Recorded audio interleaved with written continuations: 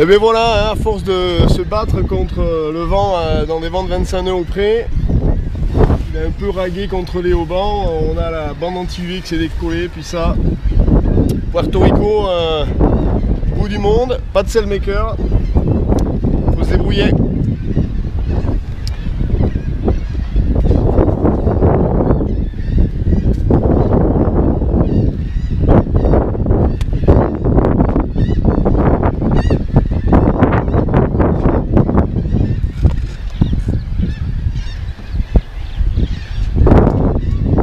Et c'est pas une voile en plastique.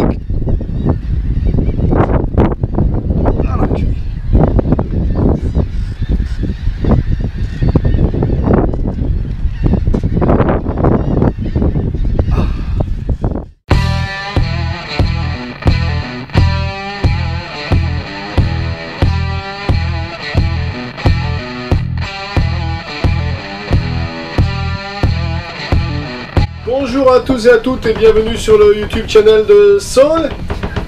Bienvenue aux voileux, aux voileuses, aux futures voileuses, nos Patreons, ceux qui ont juste envie de voyager, enfin tous ceux qui rêvent un petit peu avec ces vidéos ou qui en profitent pour apprendre des choses. Avant de commencer, une petite touche d'humour, vous savez que voilà, on a des Patreons, on échange pas mal. Et là j'ai un de mes Patreons qui vient de démarrer un YouTube channel qui s'appelle donc Fredo et Sandro, Ans315. Je vais mettre le lien en dessous, donc dans le descriptif de la vidéo, vous allez avoir le lien de leur YouTube channel. C'est tout en humour, c'est le début de leur début pour eux. Je vous engage à aller les voir chaleureusement et à regarder. C'est traité pour le moment avec un ton assez humoristique, pas encore d'image de voile, mais bon, il faut un temps pour tout. Et donc je leur souhaite le meilleur, ainsi qu'à tous ceux qui sont en train de se lancer. On va faire une liste aussi pour ceux qui ont prévu de faire la Transat 2018. Bon voilà, ça c'est pour les petites choses. Sinon on va faire cette vidéo sur les mouillages de Puerto Rico et la descente donc de Puerto Rico jusqu'ici aux USVI où je suis. Donc ça va arriver maintenant. Deux petites choses encore, hein, cette intro étant un petit peu longue. Un oubli et une mise à jour. Un oubli sur la vidéo que j'ai faite sur les gréements de fortune. J'ai fait un oubli qui est assez important, on m'a fait un rappel là-dessus, donc j'en profite pour le dire. Oui, si vous perdez votre mât et que vous le perdez ras le pont, vous allez changer le centre de gravité du bateau. Si vous changez le centre de gravité du bateau, ce bateau va se mettre à rouler, avoir des mouvements incontrôlés dans tous les sens. Il y a de fortes chances que vous passiez très rapidement par-dessus bord si vous promenez. Donc quand on perd le mât d'un bateau sur les gréements de fortune, il est hyper important de mettre les longes, harnais de sécurité et de ne pas finir avec le mât par-dessus bord. Donc ça c'est une question de sécurité que j'ai oublié, c'est un point très important, on essaye de traiter les choses complètement et à fond. Donc c'était le petit rappel pour ceux qui n'auraient pas vu la vidéo, je vous engage à venir Patreon et la voir, et pour les Patreons, je suis sûr qu'ils le savaient ou que ça leur a rappelé. En parlant de ça, je vais revenir sur un épisode, bon je reçois encore pas mal de commentaires sur des sujets que j'ai traités, et on vient me mettre des commentaires sur la forme. Oui, mais t'as dit ça comme ça, alors ça veut dire que t'es peut-être jaloux, t'es peut-être... Bon les gars, la mer n'est pas un milieu conciliant, gentil, doux, où on est là pour... je veux dire, quand t'es passé par-dessus bord, c'est trop tard de se dire « Merde, j'aurais dû être plus ferme, il fallait que je lui dise qu'il mette son gilet de sauvetage et je l'ai pas fait. » Sur les vidéos que je fais, j'essaie de traiter le fond, donc de façon le plus sérieux possible. Alors c'est vrai que j'ai un espèce de laisser-aller vocabulaire assez franc du collier, mais il n'y a aucune méchanceté derrière. Tous ceux qui me connaissent savent que je suis un super bon vivant et que tu vas être à côté de moi, je vais te dire putain t'es un sacré con, et regarde, moi aussi j'ai l'air d'un con aujourd'hui, j'ai pété mes lunettes. Tu vois, j'ai réparé ça avec du bicomposant, voilà, j'ai l'air d'un con avec mes lunettes, ça changera pas pour certains. Il faut arrêter d'être dans cette espèce de défense de la veuve et de l'orphelin chaque fois qu'on dit quelque chose. Voilà, il faut savoir accepter qu'à un moment donné, il faut traiter la forme des sujets. Le fond, on sent, vous voyez, les analyses psychologiques, si vous voulez, on fait ça sur, mais pas là, quoi. On est entre nous, on est des voileux, on est là pour traiter des sujets à fond. Alors, je suis en train de me dire que je peux plus faire certaines vidéos. Alors là, voilà, il y en a une sur les voiles d'avant. Alors, j'aurais fait bien une vidéo pour expliquer tout ce que je pense là-dessus, mais je vais pas le faire parce que, voilà. Enfin, faut savoir que les voiles d'avant, c'est pas fait pour travailler à semi-enroulé, hein, parce que sinon, vous avez un sac de patates à la place de la voile d'avant et ça tient pas le bord de près. Donc ça, c'est une première chose. Deuxième chose, eh bien, il s'avère que j'ai un gentil Patreon qui m'a envoyé un document de voile et voilier sur un gars qui prend un gros grain au large des Antilles sur son catamaran et il le prend avec une voile d'avant semi-enroulée. Et donc, on va laisser voile et voilier traiter le sujet. Je vais mettre le lien en bas de cette vidéo. Et voilà, et vous allez voir que là, encore une fois, le mec se coupe à moitié le doigt. La discussion n'est pas là, quoi. Si le mec, avant, il avait su, il aurait certainement pas mis sa voile avant.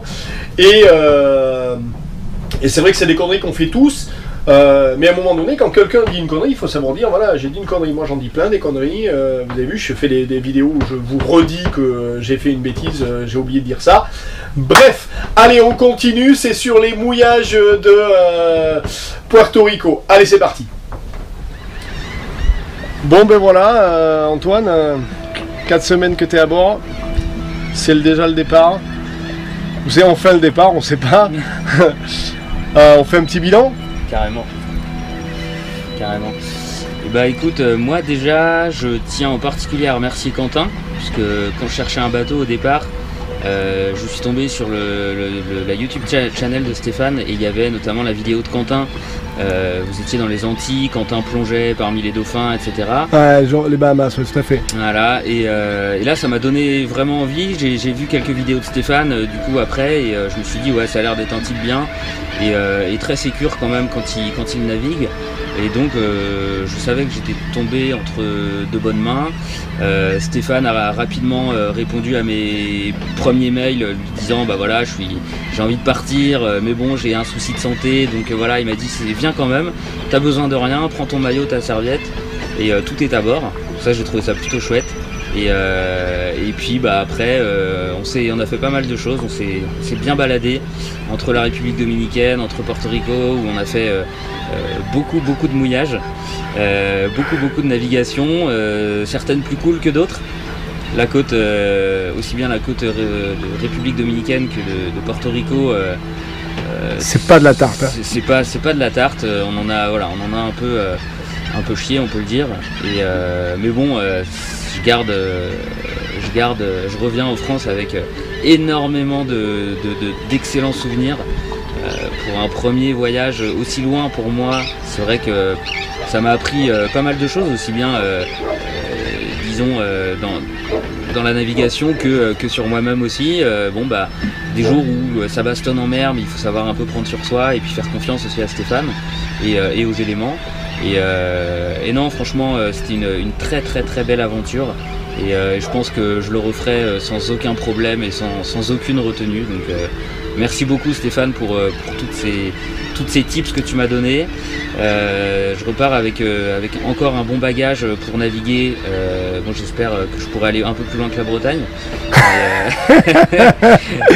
Mais en tout cas un grand merci à Stéphane, merci pour ton accueil, merci pour tous tes conseils et puis moi je ne peux que encourager ceux qui verront cette vidéo de venir à bord quand Stéphane aura la possibilité de vous accueillir. Je pense qu'il le fera sans aucun problème et il le fera avec bienveillance, avec beaucoup de sécurité et puis avec beaucoup de plaisir.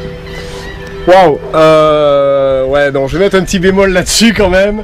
Non, c'est vrai que ça s'est bien passé, mais c'est une équipe aussi, tu vois.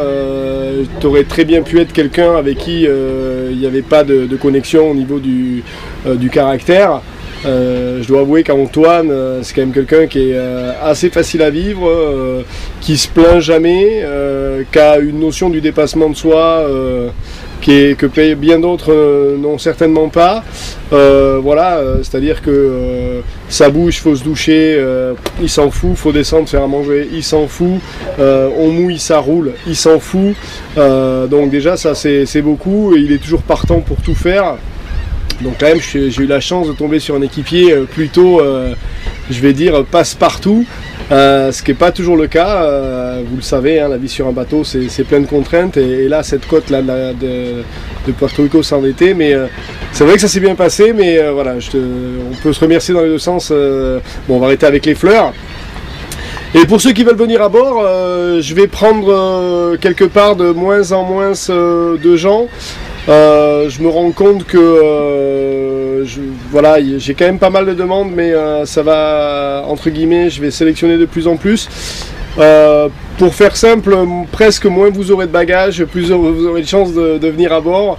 Tout simplement parce que je me rends compte qu'aujourd'hui, il y a des gens qui n'ont pas la possibilité de le faire, voilà, parce que souvent on ne veut pas les prendre sur certains bateaux, parce que le mec il va te dire, ben voilà, moi j'ai 65 ans et ceci, ou comme Antoine, j'ai cela, et moi je pense que pour tous ceux qui sont valides et qui savent faire de la voile, etc., c'est assez facile de trouver des embarcations sur la bourse d'équipier. Et il y en a plein pour qui c'est plus dur, et je vais essayer de passer de ce côté-là.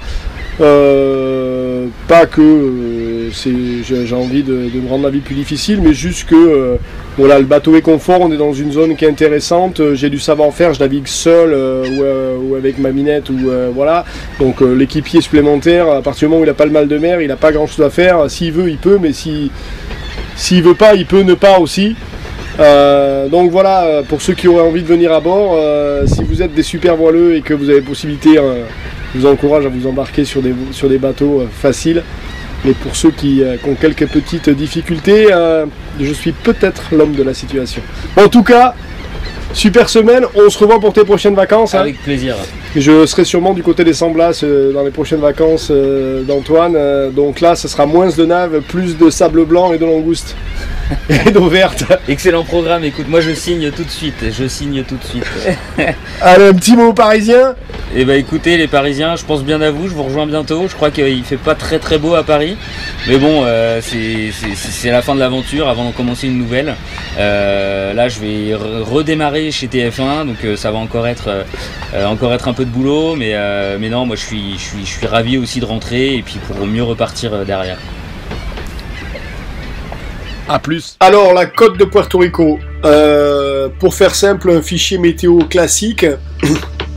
Donc vous voyez, ici, le long de côte, ils annoncent quelque chose de léger, et au large, ça bastonne à 20 nœuds.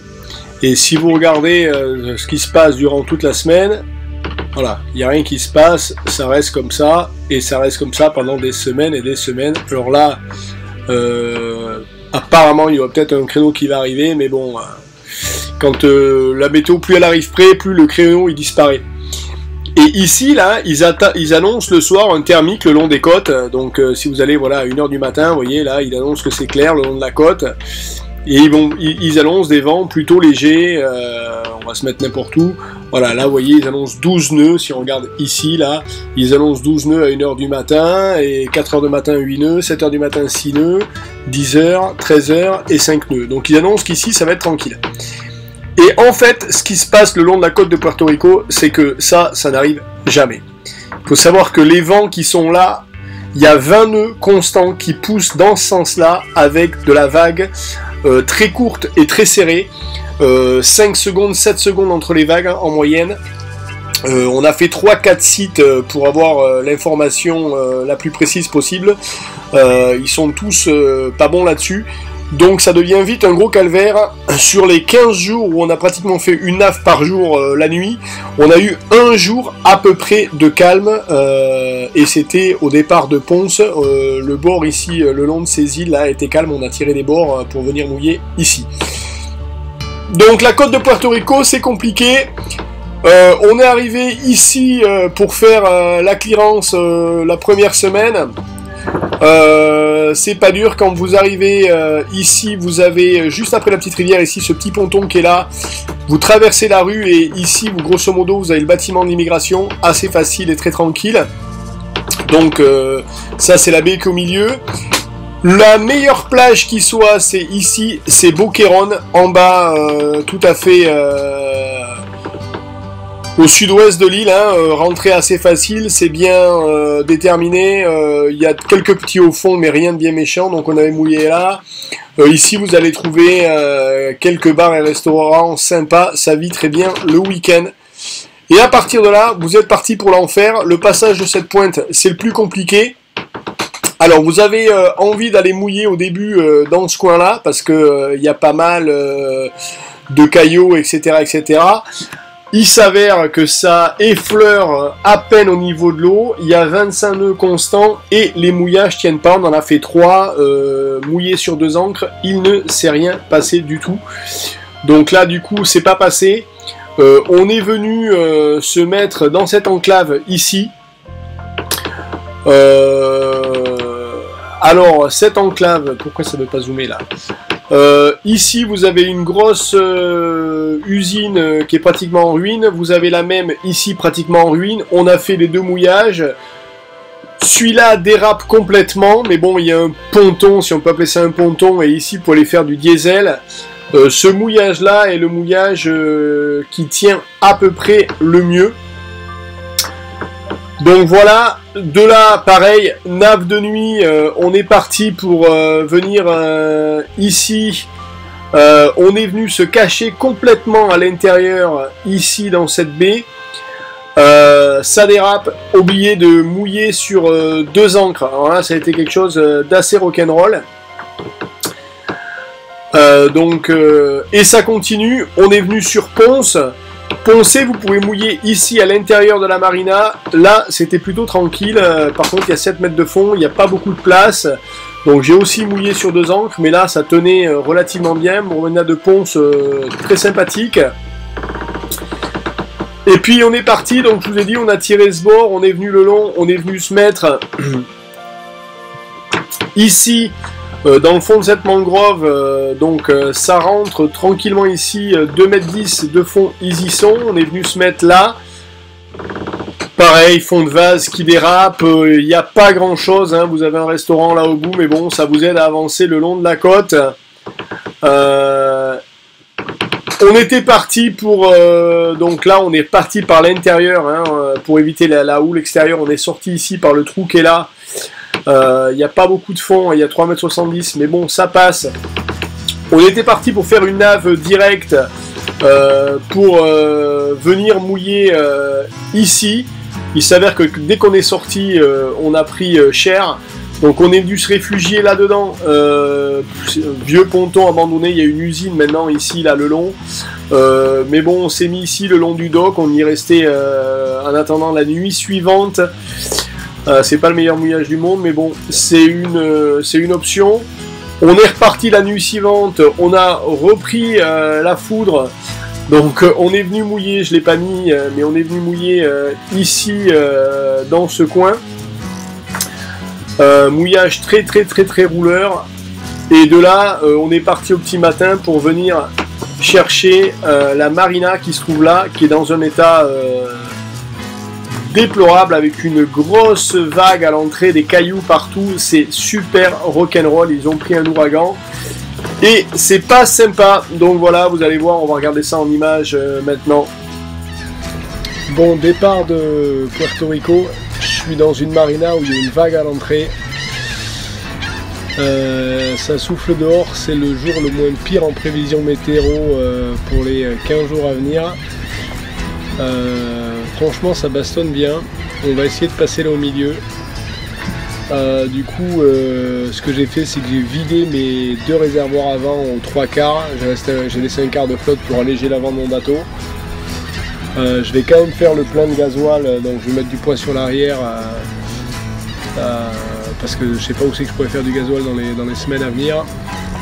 Et là on va passer la vague, donc je me dis qu'en allant du poids sur l'avant et en ayant mis du poids sur l'arrière, il devrait être plutôt comme ça. Donc il devrait passer la vague plus facilement. Mais bon, je pense que ça va être coton. Je sais pas si je vais pouvoir vous faire une vidéo de la sortie parce que je serai tout seul à bord. Mais bon. Bon, le stress est à son comble. On va passer cette vague d'entrée. Alors que je pousse comme un mulet sur le moteur. J'ai horreur de ça. Bon les gars, il n'y a pas le choix. Ça a l'air calme.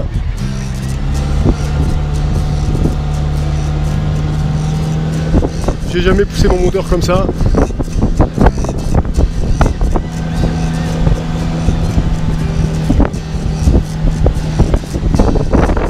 Ah c'est bon, ça va passer tranquille. C'est rien.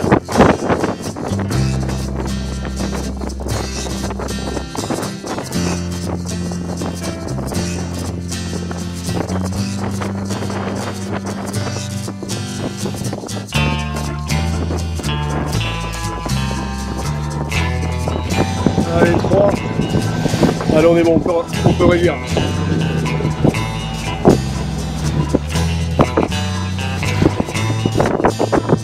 Ça fait. Bon, on doit traverser le canal là pour aller aux USVI, mais ça a l'air coton. Donc ce que j'ai fait, c'est que j'ai tout simplement appelé le cargo qui est là, qui s'en va là gentiment.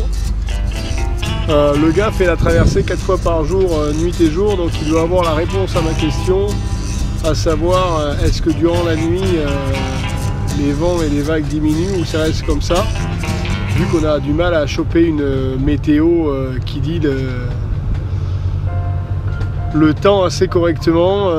Ils sont tous complètement, dès qu'on est près des côtes, hein, ça devient compliqué, ils sont tous en dessous de 5 à 10 nœuds.